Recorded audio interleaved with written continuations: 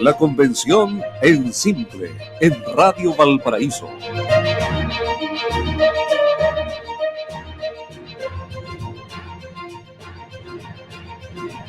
Continuamos con el Twitter Café en Radio Valparaíso. Los miércoles, usted ya lo sabe, estamos siempre a esta hora con la convención en simple. Luego del podcast de Soledad Oneto y el abogado Alejandro Fernández, vamos con un entrevistado, por supuesto, que siempre también tiene mucho que aportar respecto de la discusión constituyente. Este espacio siempre cuenta con la colaboración de la Cámara Chilena de la Construcción, una instancia de educación cívica para todos nuestros amigos y amigas que están ahí atentos a lo que está ocurriendo con la constituyente. Saludamos a quien tiene la gentileza de acompañarnos en estos programas, en este espacio de la Convención en Simple. Gianpiero Chiappini fue presidente de la Cámara Chilena de la Construcción de nuestra región, ha tenido diversos cargos ahí y hoy está en este puesto clave, que es presidente del grupo de trabajo del proceso constituyente de la Cámara Chilena de la Construcción Valparaíso. Gianpiero, un gusto verte. ¿Cómo estás? Muy buenos días. Hola Mauricio, ¿cómo estás? Muy buenos días. Un gusto de estar nuevamente aquí con ustedes tratando estos temas de tanto interés. Así es, de todo modo, Gianpiero, siempre lo hemos conversado más de alguna ocasión, Gianpiero, a veces se hacen pocos estos minutos porque son tantos temas que queremos conversar con nuestros invitados, todos ellos, por supuesto, muy al día de lo que ha sido todo este proceso de la redacción de esta nueva constitución. Por eso saludamos de inmediato a nuestro invitado de hoy. Él es Roberto Astaburuaga Briceño, abogado de la ONG Comunidad y Justicia, licenciado en Ciencias Jurídicas de la Pontificia Universidad Católica de Chile, y tal como señalábamos, director del área judicial de la Fundación de la ONG Comunidad y Justicia. Roberto, ¿cómo te va? Un gusto saludarte. Hola, un gusto a todos y a quienes nos están escuchando. Muchas gracias por la invitación. Muy amable, Roberto, como siempre. Gianpiero Chiappini abre los fuegos con las preguntas acá en la convención en simple, en el Twitter Café de Radio Valparaíso. Gianpiero, por favor. Sí, gracias, Mauricio. Lo primero, Roberto, saludarte, darte el agradecimiento por darte este tiempo para poder conversar con nosotros. Nosotros, como Cámara Chilena de la Construcción, hemos hecho un esfuerzo porque consideramos de vital importancia el poder conversar de estos temas. La mayoría de las personas, y dentro de las cuales me incluyo, somos bastante ignorantes sobre estas cosas que son bastante específicas y que se acomodan mucho más al ámbito de las personas que trabajan en el área legal. Entonces, el hacer este programa de Convención en Simple es para tratar de explicarle a la gente con palabras simples, sencillas, que ellos puedan entender cómo esta nueva constitución o este borrador de nueva constitución podría eventualmente impactar en la calidad de vida de las personas y también en su diario vivir, en las cosas normales que ellas hacen.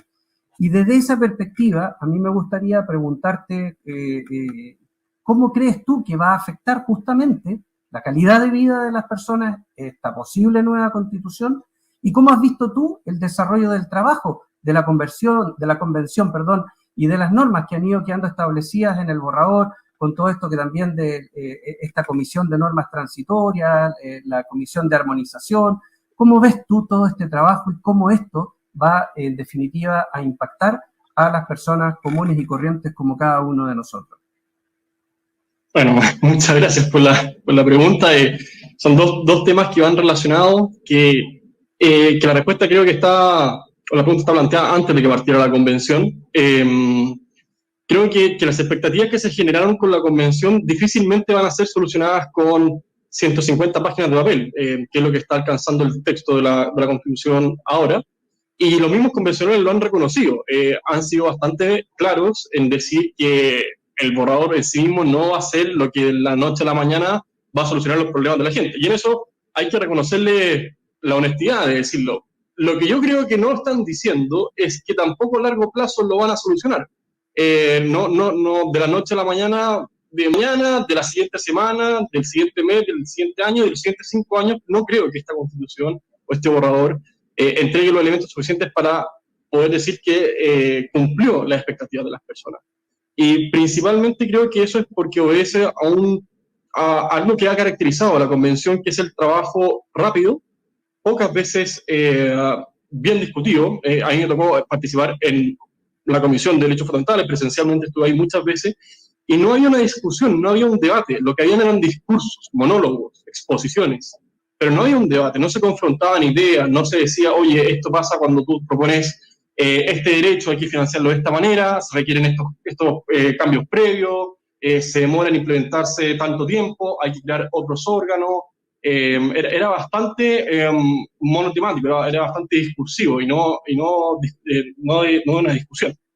Y lo segundo es que lo otro que pasa es que son normas extremadamente detalladas en muchos casos. Entonces, lo ideal de una constitución es que sea un mandato general amplio, es decir, no muy específico, cosa que sea la ley la que tenga más libertad para poder concretar esto. Por ejemplo, para que se entienda, cuando acá en el tema de educación se habla de que la educación tiene que cumplir cerca de 10 principios y 11 fines. Eso en un solo artículo.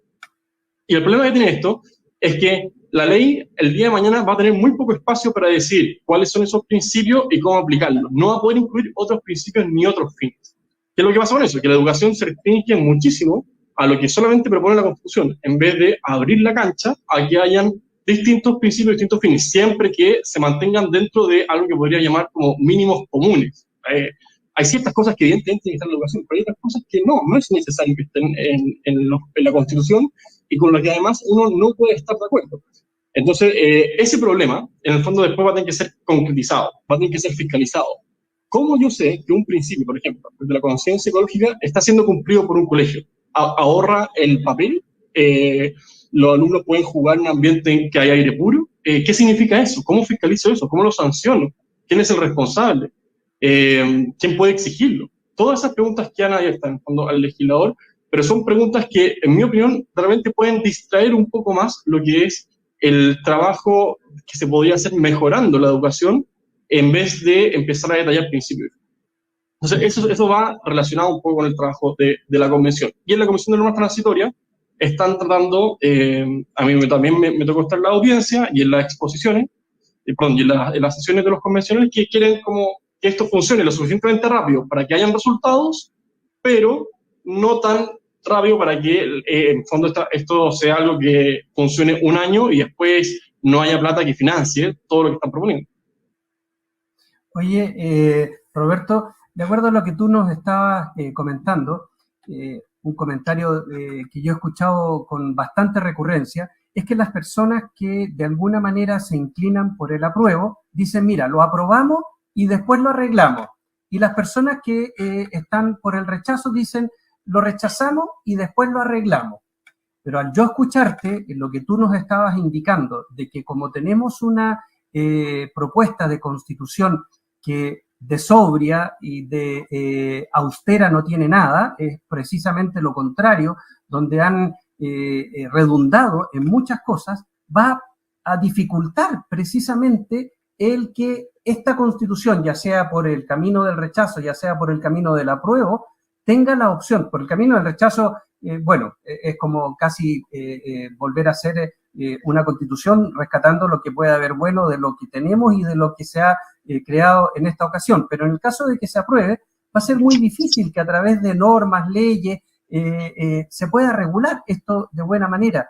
Eso, en definitiva, va a terminar porque este proceso de transición puede extenderse mucho tiempo, ¿o estoy equivocado? Yo estoy de acuerdo contigo y creo que ambas posturas presentan una desconfianza que tiene su origen en todo lo que pasó antes de la convención. Es decir, cuando algunos dicen, no, rechacemos para luego reformar, que en el sentido de ya sea reformar la Constitución o la actualmente vigente, o iniciar un nuevo proceso constituyente, traer un comité experto, una nueva convención, el resto dice, no tengo garantía, no tengo seguridad de que esa postura realmente se vaya a cumplir.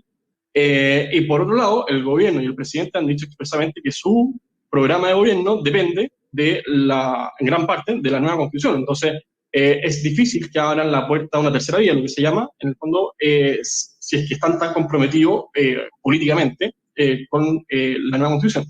Y lo que pasa con lo del apruebo para reformar es una versión ciudadana de lo que yo escuché muchas veces dentro de la convención, que es que no, las normas van a ser racionales, después no, las comisiones van a filtrar, después no, el pleno va a moderar, después no, las normas transitorias van a concretizar esto de forma responsable y gradual.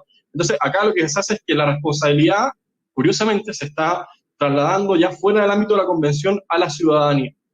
Y yo creo que eso es un grave error porque tiene que ser la Constitución y la Convención la que tiene que dar garantías de seriedad y de seguridad jurídica, que es el gran problema que, en mi opinión, tiene esta propuesta. Y con esto, para ir cerrando la idea, lo que pasa es que no es solamente el tiempo en que se demore en implementar esta nueva Constitución, si es que, por un lado, tienen plazos muy, muy cortos, sino que además se profundiza muchísimo el regionalismo. Y yo entiendo que tiene que haber una cierta descentralización positiva, etcétera. Pero el nivel de autonomía que se le está dando a las regiones mediante las asambleas regionales, mediante la autonomía territorial indígena, en mi opinión, puede generar una mayor incertidumbre jurídica porque puede existir legislación distinta a nivel reglamentario, a nivel de asamblea legislativa, y que en el fondo no sea homogénea. Entonces uno casi que va a tener que tener como lo que sale en la Constitución, los estatutos regionales, mini constituciones. Y eso va a depender de la composición política de la región. Entonces creo que no es solo que sea difícil de implementar a largo plazo, porque ya los plazos son cortos, sino que además por sector puede ser bastante problemático. Mira, aquí en esta borrador, con esta propuesta, han aparecido conceptos que para la mayoría de los ciudadanos son totalmente nuevos. Siempre hemos sido, los que llevamos, yo tengo 60 años y toda la vida he vivido en Chile. Chile es una sola nación. Y hoy día nos plantean un concepto de la plurinacionalidad que da la sensación como un montón de naciones dentro de una misma nación. Dicho de manera muy simple, muy burda probablemente, pero ¿cómo eso nos puede impactar a nosotros como país? Y esto lo veo no solamente desde el ámbito de las relaciones entre las partes, sino que también en el ámbito económico, en el ámbito del desarrollo del país como tal, y en todos los ámbitos en donde un país debe crecer, debe desarrollarse, que no solamente tenemos que mirarlo desde el punto de vista económico. ¿Cómo se puede armonizar esta multinacionalidad que va a existir dentro de esta misma nación que es Chile? Yo creo que acá es bastante complicado porque los mismos convencionales no tienen claro qué significa el concepto, y yo creo que se ha citado mucho el caso de Patricio Fernández, que fue entrevistado y él mismo reconoció que era un concepto en construcción. Entonces, cuando ya los convencionales no tienen claro qué significa eso, solamente nos queda esperar la etapa de armonización, en donde supuestamente más o menos todas las palabras, frases o incisos o artículos que hablen sobre la plurinacionalidad se junten y ahí pueda existir como una comprensión más definida del concepto. Ahora, tampoco creo que esto se trate de que inmediatamente, al día siguiente, el 5 de septiembre, en caso de llegar a la prueba, Chile se va a dividir en 11 regiones indígenas. No creo que funcione así, pero sí creo que va a ir tendiendo, en algunos casos, más rápido que en otros, hacia ese punto, porque la autonomía que tienen las regiones o la autonomía territorial indígena son una manifestación de esta plurinacionalidad. No son naciones, son autonomías territoriales, territorios autónomos indígenas, que uno podría decir, ya, eso es lo mismo que nación. Sí, pero no hay tanta independencia supuestamente, pero la mayoría de todas las cosas que quiere hacerse dependen del consentimiento de los pueblos originarios. Entonces, concretamente, ¿qué puede pasar? Puede pasar que, por ejemplo, a nivel de actividades económicas, cuando se quieran hacer, por ejemplo, estos proyectos en las forestales, en la Araucanía, haya más resistencia y esa resistencia tenga un respaldo constitucional cuando, supuestamente, algunas comunidades mapuches, que yo creo que en algunos casos pueden estar manipuladas, se opongan a estos proyectos de inversión. O puede ocurrir lo mismo con la salmonera o con proyectos mineros en el norte de Chile, cuando, por ejemplo, los grupos o los pueblos originarios, los de Guita o los Aymara, establezcan ciertos requisitos que garanticen sus derechos y que eso sea un límite a la inversión. Eso a nivel macro, creo yo. Y lo segundo es que puede pasar también a un nivel más individual, que es, por ejemplo, en la educación. O sea, se garantiza que la educación que los pueblos originarios tengan el derecho a desarrollar cierto establecimiento y que el Estado de Chile es un Estado plurilingüe. A mi modo de entender esto es que en el currículum nacional de educación se tienen que incluir las clases de mapudungún dentro de la malla escolar. Y creo que no es algo que sea obligatorio, aunque no debe ser obligatorio, no debe ser necesario. No tenemos por qué tener todos los colegios pauteados según los idiomas de los pueblos originarios. Algunos dirán que no hace daño. Sí, no hace daño, pero si no hace daño, tampoco no me lo obligue. En el fondo, que haya una libertad de poder decir, no, yo quiero aprender inglés, yo quiero aprender francés, yo quiero aprender chino, en vez de tener que estar obligatoriamente metido en el currículum mapudungun. Y pasa otra cosa más, que se define que también Chile es un Estado laico, y dice que ninguna creencia ni religión será la oficial del Estado, pero no se dice que ninguna cosmovisión será la del Estado, la oficial del Estado. Acá yo no quiero decir que el Estado se asuma como un Estado con una cosmovisión indígena, no explícitamente, pero sí se genera una distinción entre lo que son ciertas creencias religiosas con lo que es la cosmovisión y con la cultura indígena en general. En el fondo, uno ve que empieza a tener un cierto trato que es más, que recibe más beneficio o directamente, o no es igual al que reciben otros grupos espirituales. Y por último, es el tema de la justicia. O sea, lo que más se ha criticado de la propuesta de la convención es el tema de que acá existiría sistema de justicia indígena. Es cierto que existe en otros lados, Nueva Zelanda, Canadá y Estados Unidos lo tienen, pero tienen sistemas de justicia indígena que están bien delimitados, es decir, solamente en ciertas materias, solamente respecto en ciertos lugares y siempre subordinándose a la Corte Suprema. Acá esto no pasa, no queda tan claro, porque dice que coexisten el sistema de justicia ordinario de los chilenos y el de los mapuches. ¿Qué significa esto? Que en el fondo, si es que yo me estoy obligado o me obligan porque me demanda una persona indígena, yo tengo que ir a un tribunal indígena y el tribunal falla contra mí y yo no tengo la posibilidad de subir a la Corte Suprema, entonces no hay ningún recurso más que pueda ocupar. Y hasta ahí llegué. Y lo más probable es que falle contra mí, porque es un tribunal indígena. O sea, me costaría esperar un poco de imparcialidad en este caso.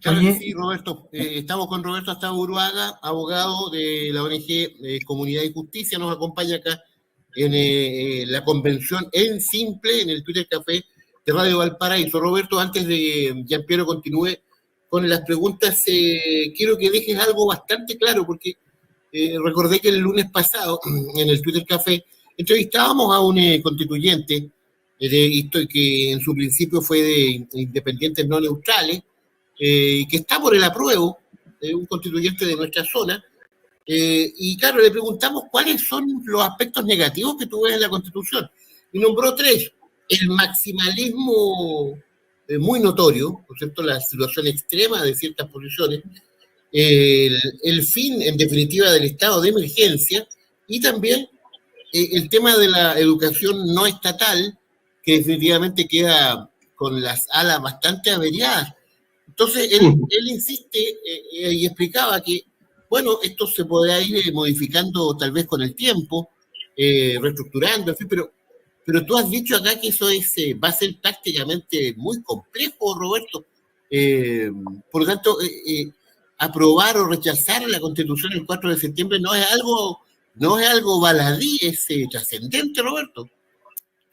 Totalmente de acuerdo. Yo aún así creo que es importante que la Comisión de Armonización ha corrido el plazo para presentar indicaciones para arreglar el texto desde el domingo, desde ayer, a las 11:59 de la noche hasta el miércoles a las 10 de la noche. Hasta el día. Sí, hasta el día, claro. Sí. La de normas transitorias es hasta hoy día. La de la Comisión de Armonización llegó hasta el miércoles porque... Sí. Lo que pasa es que estamos miércoles, Roberto. Claro. Sí. Dale nomás. Dale nomás. Sí. Entonces, ha costado que se pongan de acuerdo. Y esto, en el fondo, revela que los cambios que hay que hacer son muchísimos. Y que el texto, para mí, esto es un temor hasta cierto grado bien justificado, que el texto cambie bastante y sustancialmente. A pesar de que la comisión tenga facultades sumamente restringidas, la forma en que se van a presentar las indicaciones de armonización, que algunos ya le están llamando indicaciones de refundación, puede alterar el texto y puede acortarlo bastante, puede suprimir bastantes cosas. Ahora, yo creo que, claro, efectivamente, esto es algo es un texto que es maximalista, es cierto, por la cantidad, no solamente por la cantidad de adjetivos, no solamente por la cantidad de artículos, no solamente por la cantidad de detalle que tienen algunas normas que simplemente fueron elevadas a rango constitucional, o sea, leyes que ya existían de antes y que ahora están constitucionalizadas, sino porque dos de los grandes motivos que la gente tiene que considerar es primero el de la educación y el segundo el de aborto. El de la educación es bastante grave porque quedó excluida casi completamente, o por lo menos quedó en un grado total o absoluto de incerteza sobre qué va a pasar con los colegios subvencionados. Ese artículo se rechazó en el Pleno por muy pocos votos. El financiamiento de la educación subvencionada también se rechazó, y lo único que quedó fue que la educación estatal es el eje estratégico del Estado, en donde tiene un financiamiento basal, en donde todos los profesores tienen libertad de cátedra siempre que se ajustan a los principios y fines de la Constitución, y estos fines y principios son algo que está determinado taxativamente y que se entiende de una determinada manera. Entonces, ahí es bastante complicado porque no se sabe qué va a pasar después. Y segundo, si es que por ley se quisiera arreglar esto, es decir, que puedan seguir existiendo colegios subvencionados, y que puedan seguir siendo administrados por los sostenedores, que puedan seguir recibiendo aporte financiero del Estado, y que puedan mantener su autonomía y su proyecto educativo, que puede tener fines y principios que no sean los mismos que los de la Constitución, cosa que no está claro, la ley igual tendría que ser coherente con la Constitución. Entonces, si es que quisiera reconocer a los colegios subvencionados o seguir dándoles financiamiento, tendría que hacerlo en los mismos términos que establece la Constitución. Es decir, que tendrían que sujetarse a los mismos fines y principios. Por tanto, no cambia mucho si esto se aprueba en el Pleno o se rechazó, porque esté en la Constitución o esté en la ley, al final está quedando instalado un solo modelo de educación, y eso es bastante complicado. Y el segundo, el tema del aborto, porque el proyecto de Constitución lo que establece es una garantía o consagra como derecho la interrupción voluntaria del embarazo sin ningún tipo de límite, ya sea de causal o ya sea de plazo. Y esto es algo que es totalmente ajeno a los tratados internacionales. No hay ningún tratado internacional que reconozca el aborto como un derecho, a las constituciones. Solamente hay 3 constituciones que reconocen el aborto como un derecho, las 3 son africanas, y las 3 lo establecen como una excepción a la regla general. Y creo yo que hay bastante para presumir que incluso se podría estar prohibiendo la objeción de conciencia institucional, si es que no también la personal. Entonces, esto es un tema que es bastante difícil, porque deja en total desprotección al no nacido, y es totalmente, va mucho más allá de lo que se ha visto en cualquier legislación del mundo. Y algunos pueden decir, oye, acá es mentira que se puede abortar hasta los 9 meses, cosas así. Sí, pero en Estados Unidos, hasta inicios del 2000, existía lo que se llama el aborto extracorpóreo, que en el fondo es que la cabeza del feto sigue dentro del cuerpo de la madre, y el cuerpo está fuera del cuerpo. Y el doctor lo que hace es que introduce unos forceps y le saca el encéfalo, que está todavía dentro de la cabeza, la cabeza dentro del cuerpo de la madre. Entonces el aborto sigue siendo hasta los 9 meses. Eso pasó, y si es que no, ¿cuál va a ser el plazo? Chile es muy, muy reacio al aborto. En el fondo costó mucho el tema del 2017, las 3 causales, se rechazó el 2021, las 14 semanas, y ahora estamos con una ley, o sea, con una constitución que lo consagra como un derecho y no hay plazo ni causales. Entonces eso, en mi opinión, al chileno común y corriente, le choca un poco. Y de hecho las encuestas revelan que uno de los mayores motivos que tiene la gente para rechazar. Oye, gracias, Mauricio. Roberto, a propósito de lo mismo que tú estabas comentando, que yo de hecho tuve una discusión, porque decían, mira, este texto justamente en relación al tema del aborto que quedó plasmado en esta propuesta, puede ser modificado por ley. Y tú estás corroborando de que eso efectivamente no va a poder ser así, dada la redacción que tiene el artículo en la propuesta. Entonces, no estamos frente a una propuesta de constitución que en términos generales, en el ámbito de la educación, de la religión, de la economía, de la familia, del derecho a la vida, del derecho a la propiedad privada, ¿se está restringiendo las libertades? Yo estoy completamente de acuerdo. Creo que, y esto a mí me interesa mucho que se pueda decir, pero en el fondo, cuando se dice que la ley va a ser la que va a establecer los límites, en el caso de aborto, y después sigo con lo otro, Eso no es cierto, porque lo que dice el artículo es que dice la ley regulará el ejercicio de estos derechos. Que la ley regule no significa necesariamente que la ley limite, porque establecer plazos o causales son límites. Es decir, yo puedo abortar, pero solo en estas circunstancias o solo dentro de estos plazos. Si estoy fuera de esos plazos o no estoy en esas circunstancias, entonces no puedo abortar. Por tanto, eso es un límite. Sin embargo, regular es, por decirlo así, como lo general. Y específicamente puede ser limitar, puede ser prohibir, puede ser mandar o puede ser detallar el contenido. Es decir, me pueden decir a dónde puedo ir para realizar un aborto, cuáles son los precios, cuál es el método, qué información me tienen que dar, pero no me pueden establecer ningún límite. Entonces, ¿qué es lo que pasa? Cuando dice la ley regulará, estoy suponiendo dos cosas. Uno, que eventualmente, va a existir una ley que puede regular esto. Puede que no exista nunca esa ley. Y lo segundo es que esa ley, que eventualmente podría existir, va a contener límites. Es decir, esa ley podría existir, pero no podría contener límites. Entonces son dos requisitos o dos supuestos que se tienen que cumplir para poder decir verdaderamente que en Chile se restringe o el aborto está limitado. Pero mientras hasta eso no ocurra, la Constitución lo que establece, y eso sí que no se puede refutar, la Constitución, el tipo de aborto no establece ningún límite. Eso es así. Entonces, ¿y cuál es el segundo problema? Que los derechos fundamentales pueden ser exigidos directamente, aún sin necesidad de una ley. Entonces, ¿qué va a pasar? En mi opinión, puede pasar que una persona que quiera abortar fuera de los casos permitidos actualmente, vaya a un hospital de la Católica, por ejemplo, y quiera abortar, y le digan que no porque son hospitales institucionales. Y la persona puede recurrir con un recurso de protección o con la acción de tutela de los derechos fundamentales, que es la que establece la nueva Constitución, y decir, no, la Constitución me garantiza este derecho y por tanto tiene que ordenarle a este hospital que me realice un aborto, porque es mi derecho, porque la Constitución me lo garantiza, y además la Constitución dice, la ley, dice, asimismo se garantiza un ejercicio libre de violencias y de interferencias por parte de terceros, ya sean individuos o instituciones, que en el fondo es el antecedente de la prohibición de la presión de conciencia personal e institucional. Sobre el resto yo creo que estoy completamente de acuerdo. En algunos casos creo que no se limita, no se ve libertad, o sea, no hay menos, no hay un menor grado de libertad, creo que directamente no hay libertad, no hay, en el caso del derecho a la vida de los no nacidos, no se reconoce simplemente, y en el caso de la educación yo creo que estos van, así como está quedando, o así como quedó, está en directa contradicción con tratados internacionales, y son un límite para la convención. Entonces, en propiedad también, creo que la expropiación como yo no garantiza que realmente la persona pueda adquirir después con la indemnización el mismo bien que tenía antes.